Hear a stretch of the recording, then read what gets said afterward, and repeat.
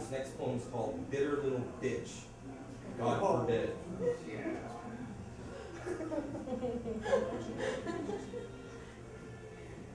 I hated how you would keep changing the radio stations when we used to drive somewhere. Adjust the climate control to cater to you alone. Play not only backseat driver, but also ungrateful passenger. I hated how you complained about being hungry and wanted to stop somewhere like a child. You would not shut up until you were fed. Your passive-aggressive way of speaking your mind, subtle in your bossy ways. God forbid I ever put on a CD I enjoyed, or went 2 hours without stopping for a bite to eat. God forbid you spend a dime. When we spoke of being more frugal, it only applied to you. God forbid I smoked a cigarette while driving the window, keeping my arm outside the window as I drove. I hated being told how to do something, the way you want it done. Be it setting up a tent while camping, or cooking us breakfast in bed. I hate that you would not let me live my life the way I wanted to, the way I always have, before you came along. Criticize how I live my life at home, how much wasabi I eat with my sushi. God forbid I went a day without making the bed, or forget to fill the filter pitcher when it was empty. God forbid you stop asking me to stay home and bake cookies with you when I have to work on Sunday morning. God forbid I get angry when a luxury car cuts me off, speeding and driving like an idiot, showing off.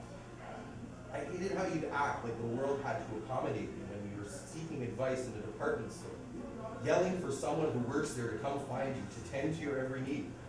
I hated how you tried to convince me to take advantage of the offerings of the system, to always get my money's worth, to demand what is due, when I'm happy paying more so that I don't have to worry. God forbid you let me have my freedom. I hate how addicted I became to you. God forbid I spoke out against you. I hate how much better you tried to look. They should have seen you lose your control and swing your fists angrily.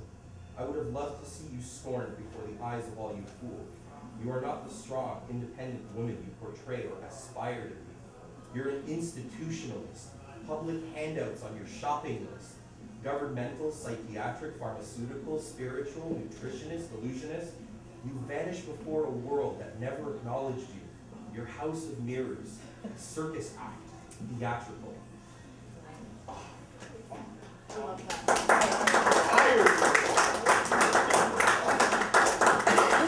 How long have you known my ex-wife? You should name your girl like that, so nobody got to be around that. You have no idea how close that was. God. Oh, Feeling it, Tommy. You know what? Wow. That's just that was scary. that was the residual arguments that were still pending from obviously previous relationships.